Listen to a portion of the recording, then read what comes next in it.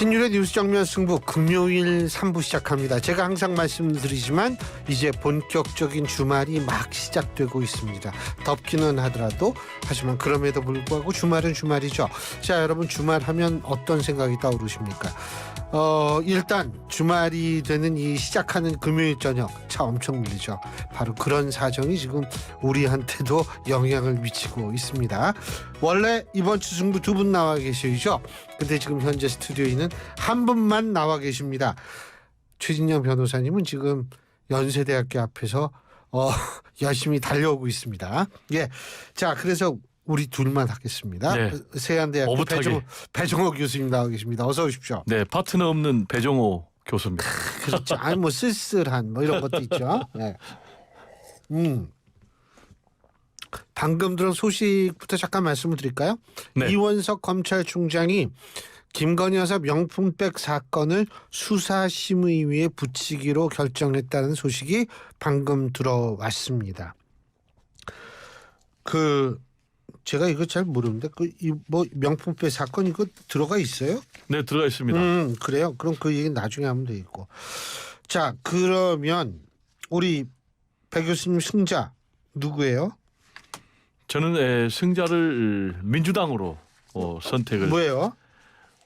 민주당 같은 경우는 그동안에 여론조사에서 상당 부분 여론조사요? 예. 네. 국민의힘에 비해서 좀 지지율이 떨어졌잖아요. 그래서 우리 최진영 변호사께서 이 프로그램에서 굉장히 열을 올리면서 아주 역설을 했는데 최근에 굉장히 국민의힘 지지율이 떨어지고 상대적으로 민주당 지지율이 올라가면서 대체적으로 역전되는 그런 형상을 보였어요. 물론 이제 갤럽 같은 데서는 여전히 뭐 1%포인트 민주당보다 국민의힘이 우세한 것으로 나타났는데 리얼미터 같은 경우는 보니까 오차 범위 밖에서 민주당이 역전을 해버렸어요. 무려 11%포인트나 우세한 것으로 나타났는데 민주당 42% 그리고 국민의힘 31%로 이렇게 오차 범위 밖에서 민주당이 우세를 보인 것은 리얼미터 조사 기준으로 3개월 만이라고 합니다. 예, 그래서 승자다. 그렇습니다. 저기 우리 박재 PD는 리얼미터 여론조사를 좀 찾아주세요. 지금 리얼미터 여론조사 어떤 거 말씀하세요? 언제 발표된 거예요? 리얼미터 여론조사가 뭐 최근에 나온 거니까요. 지금 이제 찾으면 바로 나오겠고요. 예, 찾았대요. 자, 우선 NBS 여론조사부터 제가 말씀을 드리겠습니다. NBS 여론조사는 8월 19일부터 21일까지 전국 18세 이상 1,002명을 대상으로 실시한 전화 면접 조사고요. 자세한 내용은 중앙선거 여론조사 심의위원회 홈페이지를 참조하시면 되는 여론조사입니다. 그리고 지금 좀 아까 한국갤럽에 대해서 언급을 하셨는데요. 한국갤럽의 여론조사를 보면은 이 한국갤럽의 여론조사 개요는 도착하셨네. 아니요, 연대 앞에서 어떻게 빨리 오시지? 좀 이상한데 이거? 예, 8월 20일부터 22일까지 전국 18세 이상 1,000명을 대상으로 한 여론조사고요. 역시 전화 면접 조사입니다. 자세한 내용은 중앙선거 여론조사 심의위원회 홈페이지를 참조하시면 되시는 여론조사인데. 일단 NBS 조사에서의 정당 지지율을 보면 국민의힘 31%, 더불어민주당 29%였고요. 그리고 한국갤럽 여론조사는 국민의힘 32%, 더불어민주당 31%입니다. 그러니까 전화 면접 조사는 국민의힘이 1%포인트 민주당보다 위기는 합니다만 지금 말씀하신 리얼미터 여론조사는 지난 12일부터 16일까지 전국 18세 이상 유권자 2,009명을 대상으로 한 조사입니다. 이거 에너지경제신문과 한 여론조사죠. 에너지경제신문 의뢰로 리얼미터가 12일부터 16일까지 유권자 18세 이상 유권자 2,009명을 대상으로 ARS 조사임을 말씀을 드립니다. 역시 자세한 것은 중앙선거 여론조사심의위원회 홈페이지를 참조하시면 됩니다. 이 리얼미터 조사에서는 민주당이 42.2%, 국민의힘이 31.0%입니다. 그러니까 간단히 간단히 얘기한다면 전화 면접 조사는 아직도 국민의힘이 우위긴 우위지만은 1%포인트 정도밖에 차이가 안 나고 ARS 조사 리얼미터 조사에서는 약 11%포인트 차이가 난다라는 점을 말씀을 드립니다. 일단 제가 왜 이렇게 여론조사에서 민주당이 상승세. 진짜 무책임하세요. 네, 국민의힘. 이렇게 여론조사 그냥 툭툭 던져놓으면 이거 찾느라고 지금. 그래서 제가 지금 책임 있는 평론으로 이어가겠습니다. 왜 이렇게 상승세 민주당은 그리고 국민의힘은 하락세가 나왔는 것인가라는 그 원인과 관련해서는 역시 최근에 있었던 8.15 광복절 이 친일 논란이 가장 큰 영향을 미친 것으로 보입니다. 잘 아시겠지만은 광복회에서 반대했음에도 불구하고 친일 성향의 논란이 있었던 이제 김영석 독립기념관을 윤석열 대통령이 임명을 강행을 했고 그러면서 이제 정부 수립 이후에 최초로 반쪽 기념식이 8.15 광복절이 열렸고요. 이 자리에서는 이제 윤석열 대통령 퇴진 얘기까지 나왔단 말이에요. 그러면서 또 윤석열 대통령이 8.15 광복절 경축사를 했는데 일제 만행에 대해서는 전혀 언급을 안 했어요. 그리고 독립운동 활동에 대해서도 전혀 언급을 안 하고 오히려 비판 세력을 향해서 뭐 반자유, 반통일, 검은 선동 세력으로 나면서 야당 등 비판 세력 때리기를 했단 말이에요. 그 다음에도 계속해서 뭐 반국가 세력 그리고 또 국민 항전까지 주장하는 이런 것들이 좀 부정적인 영향을 미친 것 같고 또 상대적으로 민주당 같은 경우는 이제 전당대회가 있었지 않습니까? 그래서 이재명 85%의 지지율을 받아서 이재명 2기 지도 체제가 완성이 됐는데 그러면서 이제 중도 외연 행보를 계속하고 있는데 이런 민주당 컨벤션 효과가 좀 영향을 미친 것으로 그렇게 정리가 되고 있고 또 네. 명품백 검찰 수사도 좀 부정적인 영향을 미쳐서 그런 결과가 나온 것이 아닌가 이렇게 분석이 됩니다. 조금 전에 김영석 독립기념관장의 친일 이거는 논란입니다. 네. 그리고 본인은 뉴라이트가 아니다라고 계속 얘기를 하고 있다라는 점을 제가 분명히 말씀을 드립니다. 자, 아니 근데 이해가 안 되는데 연대 저도 이제 가끔 연대 앞쪽으로 계속 오는데 날라오셨네. 백 교수님께서 외롭다고 하셔가지고 불안해가지고 빨리 외롭다고 해가지고 우리 날아왔습니다. 근처에서 약간 멀리 있는 것처럼 얘기했을 수도 있어요. 딴 얘기 좀 하려고 그랬는데 네. 우리 오시라고 수고하셨는데 승자 두두두두두두두두. 늦게 오셔서 참 다양하게 하시고 이재명 더불어민주당 대표님 아니겠습니까? 85.4% 전체적으로 그리고 저는 정확하게 말합니다. 제외 동포 투표에서 99.0%. 와.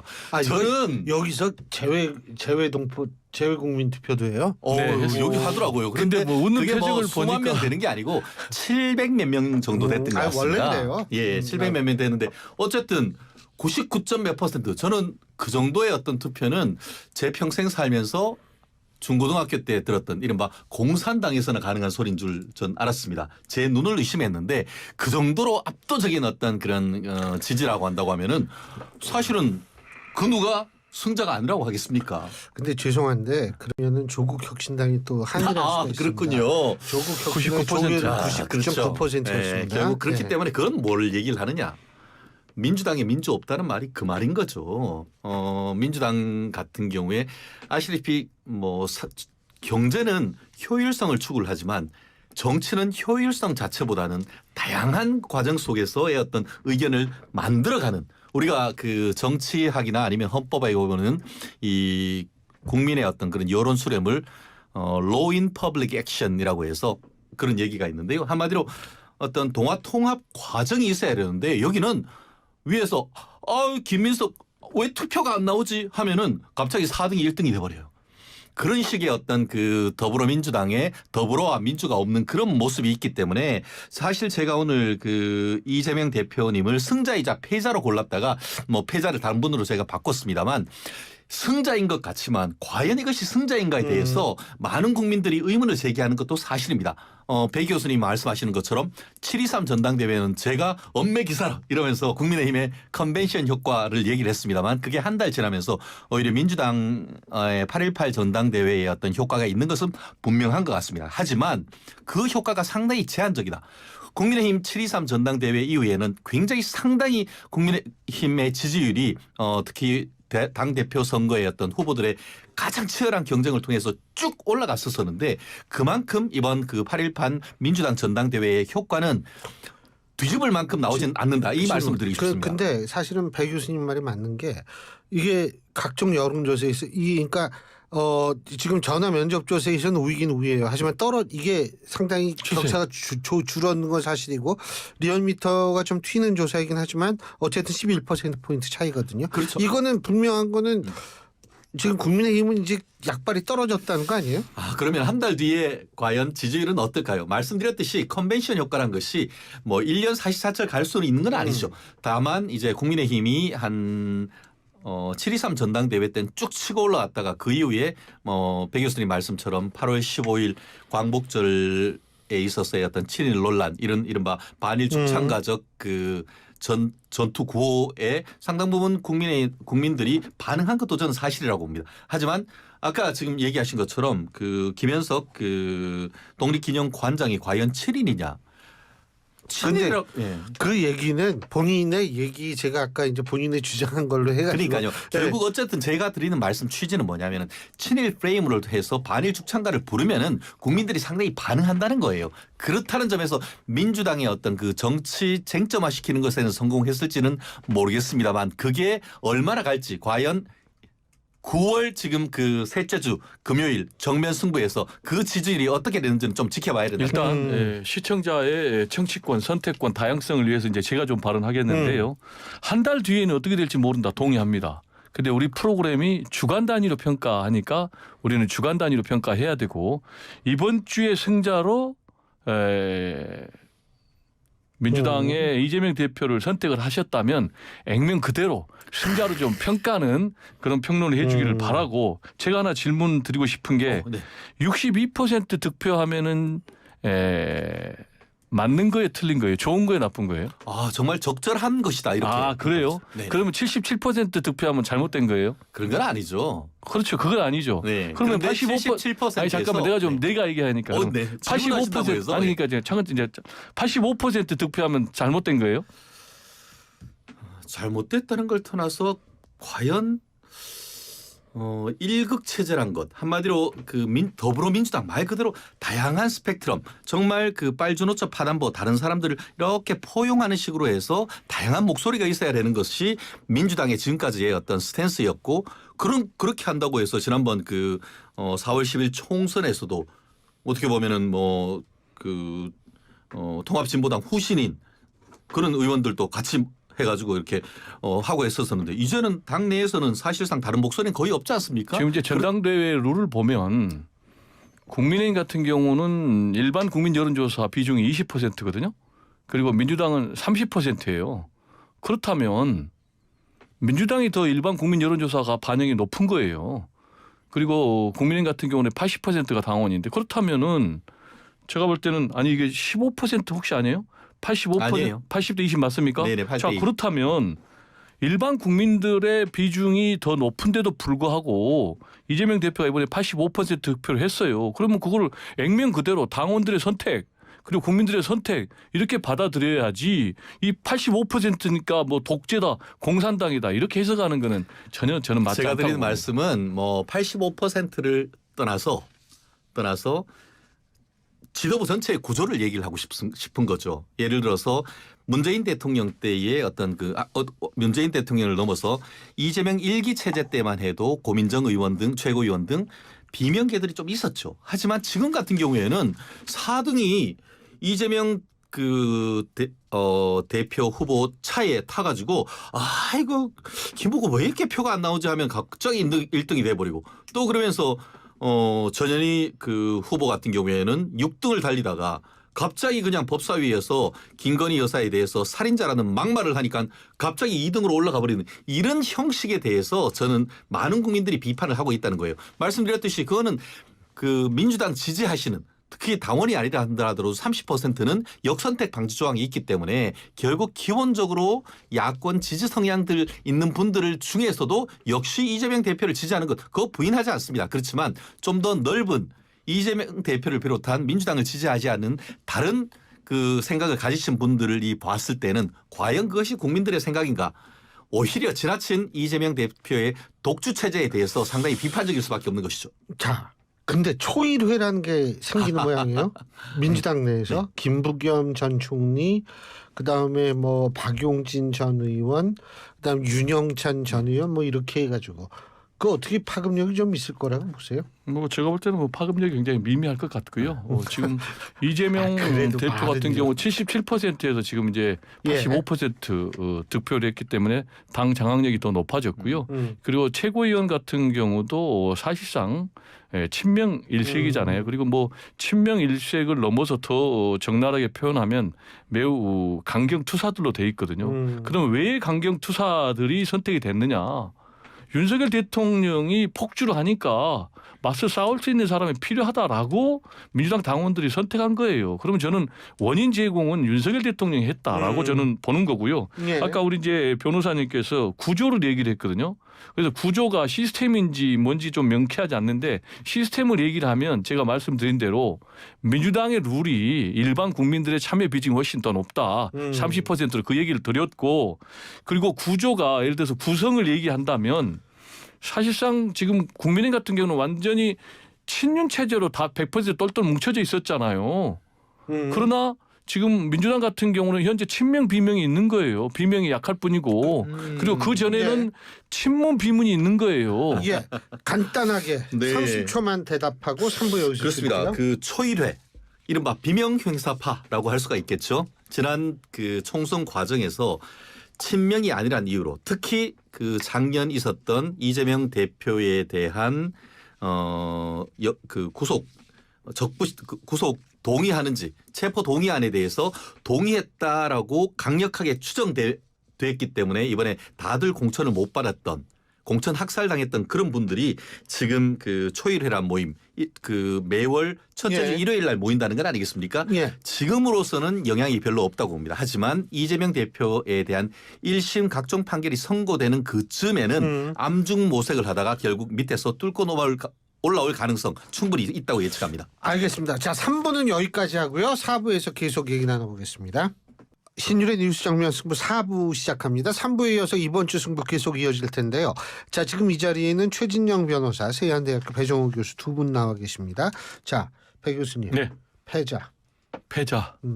부끄러운 역사를 또 만든 검찰을 선택을 했습니다. 근데 그것도 말씀해 주셔야 돼요. 제가 아까 속보로 말씀드린 거요. 네. 수사심의. 수사심의. 네. 네. 그거는 당연한 결과죠. 그건 당연한 결과. 네. 먼저 그것부터 얘기를 하죠. 그러면은 수사심의 최근 소식부터. 저는 수사심의를 선택을 할 것이다 이렇게 봤는데 이원석 검찰총장의 선택지는 이제 세 가지가 있었어요. 첫 번째는 이번에 무혐의 결론을 내린 검찰의 결론을 그대로 받아들이는 것 하나, 수사팀 결론. 두 번째는 보안 수사 지시하는 방법.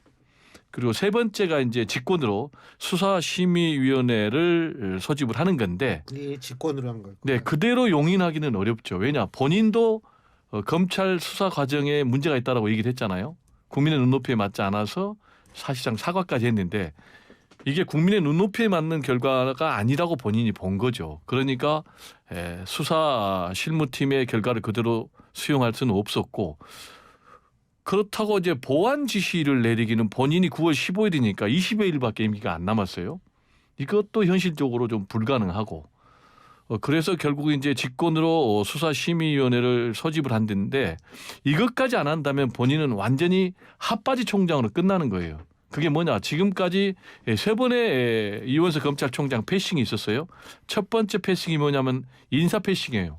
그냥 상의도 안 하고 법무장관이 좀 기다려달라고 해도 그대로 해버렸잖아요. 그래서 인사 패싱. 그리고 두 번째가 수사 패싱 보고. 보고를 해야 되는데 서울중앙지검장이 보고도 그냥 나중에 해버렸잖아요.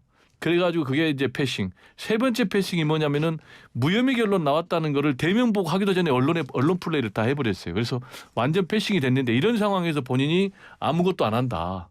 그러면은 검찰 수사 결과에 대해서 더 국민들의 불신이 높아지고 그래서 제가 볼 때는 수사심의 소집이라는 카드를 선택한 것이 아닌가 이렇게 해석이 됩니다. 어떻게 보세요? 제가 한 가지 최 변호사님께 우선 이걸 여쭤보고 싶어요. 이원석 검찰총장한테 이제 기자들이 그 수사 결과 어떻게 보느냐 그랬더니 드릴 말씀이 없다 그랬던가 그랬어요. 의미가 뭘까요?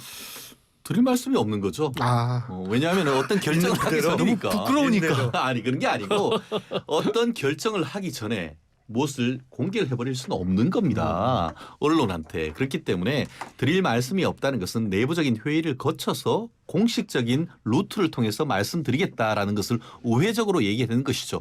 그리고 실질적으로 그 서울중앙지방검찰청장의 보고를 받고는 나온 그 대검의 기본적인 반응 같은 경우에는 증거 판단과 법리 해석이 충실하게 이루어졌다라는 그런 평가가 나왔다는 얘기가 나왔었습니다. 그럼에도 불구하고 검찰총장 입장에서는 이런 정치적 사건에서 전원 외부 위원으로 이루어진 그 검찰수사심의위원회에 한 번 더 평가를 스크리닝을 거침으로써 서울중앙지방검찰청 수사 결과에 공정성을 높이겠다는 그런 의도 아니겠습니까? 그렇기 때문에 이것은 배 교수님의 말씀에 절반은 제가 공감을 하고 절반은 좀 다르다. 수사심의위원회가 어떤 의미가 있냐 하면은 이 부분에 있어서 뭐 지금 얘기하시는 것처럼 정말 그 중앙지검이 뭔가 잘못해가지고 했다고 하면은 부심판 결정 한마디로 기소하라는 결정 할 수도 있어요. 그렇지만 거꾸로 수사심의위원회조차도 이거는 법적으로 문제가 안 됩니다. 죄형 법정수 이상 김영란법 위반이 될 수가 없습니다라고 하면은 그러면은 어떻게 되느냐? 민주당의 김건희 여사 특검법에 대한 명분이 확 떨어지는 거예요. 그렇기 때문에 지금 이와 같은 그 이원석 검찰총장의 결정에 대해서 민주당이 얼씨구나 하는 것 같은데 나중에 그러면은 정말 그때의 중앙지검의 수사 결과가 맞다라는 결과가 나왔을 때 그거 받아들이겠습니까? 그럼에도 불구하고 이제는 그땐 그러겠죠. 수사심의위원회 어떤 그런 인적 구성 자체가 못 믿겠다. 뭐 그런 식으로 하면서 또 어떻게 보면 기승전 김건희 특검으로 갈 가능성 저는 여전히 있다라고 생각하는데요. 그렇기 때문에 저는 섣불리 판단하고 싶지 않습니다. 말씀드린 것처럼 검찰이 어떤 의도를 가지고 판단했다고도 보지 않고 그렇기 때문에 그 결과를 가지고 지금 검찰수사심의위원회가 이루어지면은 거기에 결과를 좀 더 차분하게 지켜볼 필요가 있다. 저는 그렇게 봅니다. 네, 저는 그 예상에 동의를 합니다. 네. 제가 지금까지 뭐 분석을 한 것은 이원석 검찰총장이 왜 수사심의위원회를 소집을 했는가에 대한 분석을 한 거지. 그러면 이제 수사심의위원회가 열리면 저는 결과가 검찰의 수사 결과를 수용하는 쪽으로 갈 것 같아요. 그러면은 이원석 총장은 왜 이걸 했느냐? 결국은 절차에 문제가 있었기 때문에 검찰 수사 절차의 정당성을 보강해 주기 위해서 저는 수사심의위원회를 소집을 할 수밖에 없었다라는 이제 그 분석을 하고 아까 이제 변호사님께서 증거와 법리에 따라서 검찰이 판단을 내렸다고 보는데 저는 검찰의 법리 해석이 잘못됐다고 봅니다. 이유는 첫째, 검찰은 김건희 여사에 대해서 무혐의 결론을 내리면서 접근 수단이었다. 선물이. 그리고 감사의 표시였다. 그리고 세 번째는 청탁이 없었다라고 했는데 접근 수단을 만약에 뇌물로 가져갔다. 그럼 죄가 안 됩니까? 감사의 표시를 뇌물로 했다. 그럼 죄가 안 됩니까? 그리고 청탁이 실제로 있었잖아요. 국립묘지 안장을 시켜달라. 통일TV 재송치를 해달라. 근데 뭘 근거로 청탁이 없었다라고 하는지 제가 볼 때는 말이 안 맞고 그리고 선물도 한 차례 한 게 아니에요. 샤넬 향수 180만 원 상당의 선물했고 두 번째로 40만 원 상당의 위스키 했고 세 번째로 또 명품백 300만 원 디올백 했고 그러면은 만약에 김건희 여사가 대통령 부인이 아니면 이런 고가의 선물을 했을까요? 이거는 명백하게 청탁을 하기 위한 거예요. 그리고 두 번째로 예. 윤석열 대통령에 대해서 직무 관련성이 없다. 라면서 무혐의. 근데 대통령의 직무가 해당이 안 되는 게 없어요. 참고로 본인이 수사를 했던 박근혜 전 대통령 같은 경우는 포괄적 뇌물죄로 처벌했어요. 이거는 얼마든지 법리 해석에 따라서 저는 포괄적으로 직무 제가 해당이 이 된다는 부분은 것이고 체크를 해야 됩니다. 한마디만 더 일단 할게요. 마지막으로. 예. 예. 두 번째로 법 적용이 잘못됐다 이거예요. 청탁금지법을 적용하니까 요리하기 쉬워요. 만약에 알선수재죄를 적용했다라든지 또는 변호사법 위반을 적용했다라든지 또는 뇌물죄를 적용했다라든지 그러면 전혀 결과가 뇌물은 달려 공직자가 나올 아니니까 안 될 거를. 아니요. 여기에 대해서 민주당의 김승원 의원이 자기가 판사 때 얘기했어요. 공직자 부인들에게 고가의 뇌물하면 이건 뇌물죄로 처벌을 수두룩하게 했다라고 얘기를 했어요. 알겠습니다. 자, 간단하게 얘기를 하시고 네. 패자도 말씀해 그렇습니다. 주세요. 팩트 체크를 할게요. 네. 금요일의 팩트 체커 명품 변호사 최진영입니다. 아하. 지금 얘기한 것처럼 예, 최재형 목사는 청탁했다는 사실을 검찰에 가서 부인했습니다. 나는 청탁한 적이 없다.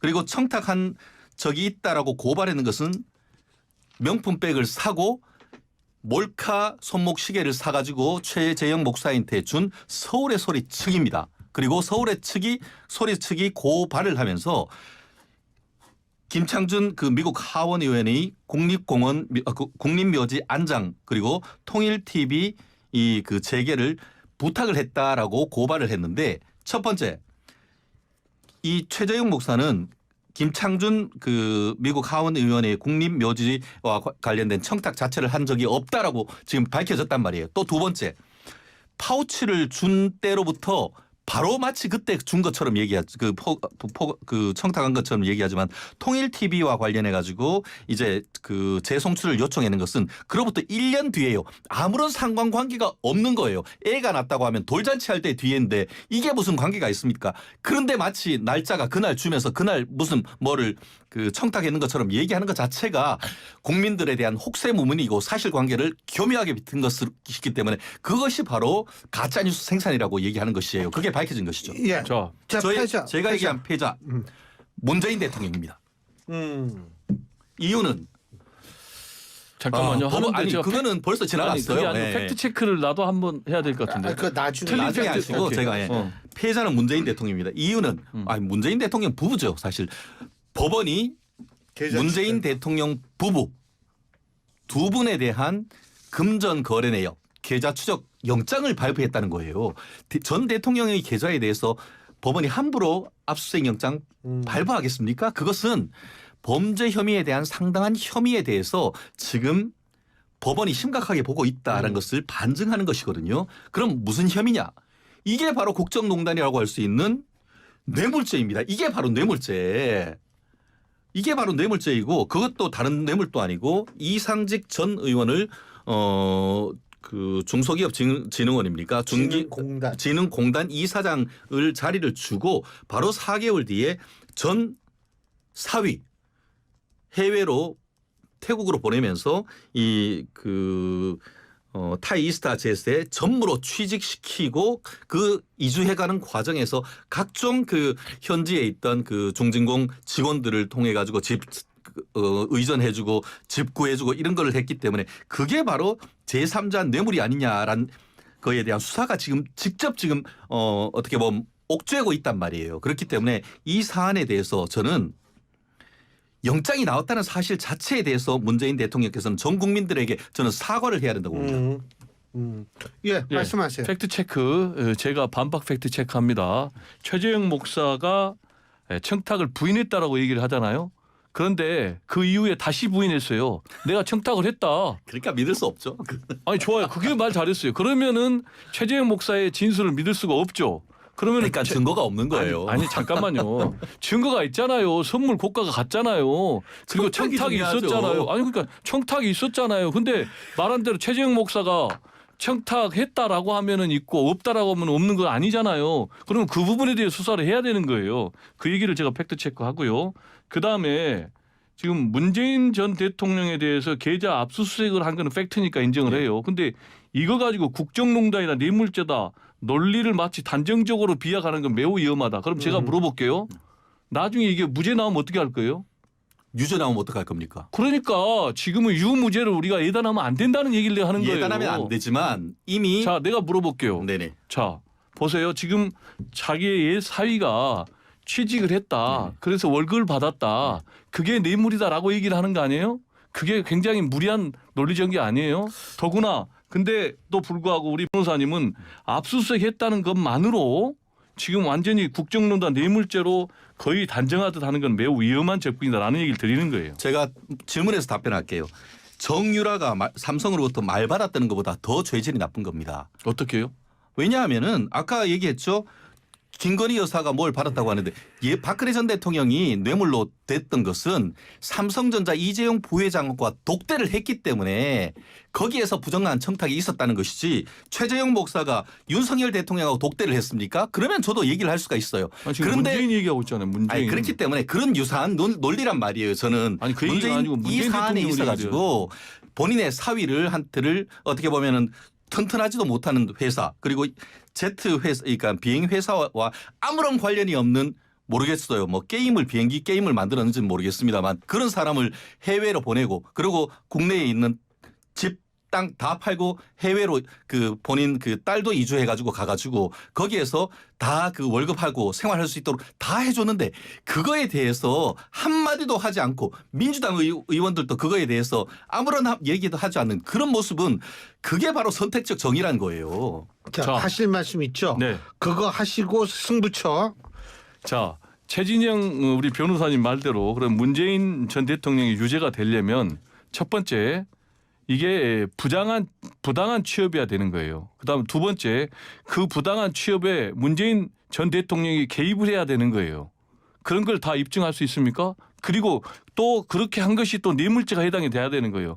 얼마나 많은 과정들이 남아 있는데 지금 아무것도 확인되지 않는 상황에서 마치 유죄인 것처럼 하는 거는 너무 위험하다라는 얘기를 드리고 그다음에 승부처와 관련해서 제가 답변을 하면 결국은 지금 약간 연기가 됐지만 이재명 대표하고 한동훈 대표하고 이재명 대표의 이 회동이 매우 중요한 전국의 승부처가 될 것이다. 왜요? 그 이유는 두 사람 다 지금 대권 주자란 말이에요. 사실상. 근데 여태껏 한 번도 지금 안 만났어요. 그래서 첫 번째 어떻게 보면 진검승부의 그런 장이 마련되는 거예요. 그리고 이 자리의 결과에 따라서 국민들 입장에서는 우열을 상당 부분 가리는 그런 선택을 할 것 같고 그다음에 또 잘 되면 대결 정국이 협치 정국으로 바뀔 수도 있을 것 같아요. 근데 안 되면은 더 대결 정국으로 갈 수도 있고 또 하나는 지금 최상병 특검법이 과연 어떻게 처리될 것인가. 그래서 이 부분에 대해서 만약에 양쪽에 합의가 있다면 전국 전체가 엄청난 소용돌이가 치는 그런 정국으로 갈 수 있기 때문에 이게 시험대다. 저는 이렇게 생각합니다. 승부처다. 예. 네, 저도 뭐 승부처는 원래 있어야 할 다가오는 일요일 오후 3시에 있었을 수도 있는 그분 똑같네. 예. 여야 대표 회담이었었죠. 짝을 해가지고 좀 오래 하면 이런 현상이 짜고 막 이런 현상이 발생을 해요. 이렇게 서로 하는데 짜겠습니까? 다만 아까 그거를 잠깐 말씀드리고 문재인 대통령에 대한 그 검찰의 칼날이 바로 코까지 왔어요. 조국 전 민정수석 불렀죠. 소환되죠. 그리고 또 임종석 비서실장 소환됐었죠. 불러요. 그러니까 그 다음은 어디겠습니까? 참고인으로서 갔었죠. 그렇기 때문에 그런 부분에 있어서 저는 이런 사안에 무리를 일으킨 것 자체에 대해서도 문재인 대통령 부부께서 국민들의 사과를 해야 된다라는 말씀을 드리고 다시 돌아와서 네, 말씀드린 것처럼 지금 21대 국회가 시작됐지만 민생법안 하나도 지금 처리되고 있지 않습니다. 모든 게 뭐 거의 제가 말씀드리듯 민주당은 1일 1특검, 1일 1 탄핵을 하면서 사실상 전국이 올마비죠. 그것도 어떻게 보면 자기들 전당대회를 했기 때문에 그런 건 불가피한 점이 저는 있었다고 봅니다. 그러면 이제부터는 당대표들이 만나가지고 풀어나가야 할 때인 것이죠. 그런데 하필이면 그 앞에 두고 재판 바로 그 이재명 대표가 원래 오늘 그 본인의 그 공직선거법 위반 재판이 있었는데 바로 전날 그리고 또 다가오는 지금 일요일 날 여야 대표 이 그 회담을 두고 코로나가 걸렸다. 그래서 댓글에 참 정말 진짜 코로나를 걸리신다고 신 것인지 이 부분에 대해서 문재인 전 대통령 집에도 못 갔으니까. 그렇죠. 그러니까 그런 점에 미쳐가지고 많은 국민들이 진짜 코로나 걸렸는 이런 의혹까지 제기를 하는데 저는 그런 것까지 의혹 제기할 생각은 없습니다. 그렇지만 오늘 또 봤더니만 당대표 비서실장이나 아니면 그 정무실장 같은 경우에는 사실상 이거 의제가 확인이 안 되면은 이거 무산될 수도 있다. 이런 식으로 지금 민주당이 나오는 것을 봤을 때에 정말 이게 그 당대표 회담을 할 것인지에 대한 진정성에 의문이 드는 것도 사실인 것 같습니다. 제가 좀 말씀을 드리면 저는 한동훈 대표가 코로나 걸렸다면 코로나 걸렸구나. 빨리 좀 쾌유해라. 이렇게 마음을 가질 것 같아요. 같은 마음을 좀 가시실 거라고 생각을 하고요. 그리고 문재인 전 대통령의 이 사건 같은 경우는 2017년, 2018년에 있었던 사건이고요. 4년이나 계속 탈탈 털었어요. 제가 볼 때는 사실상 정치 보복인데 정치 보복을 통해서 노무현 전 대통령이 숨진 비극적인 사건까지 있었는데 정치 보복 그만했으면 좋겠고요. 예. 검찰 수사밖에 안 하냐. 알겠습니다. 좀 그런 말씀을 드리고 싶습니다. 예, 다음 주에 또 얘기하세요. 자, 오늘 두 분 말씀 여기까지 듣겠습니다. 고맙습니다. 감사합니다. 감사합니다. 예, 지금까지 최진영 변호사, 세안대학교 배종우 교수 두 분과 함께했습니다.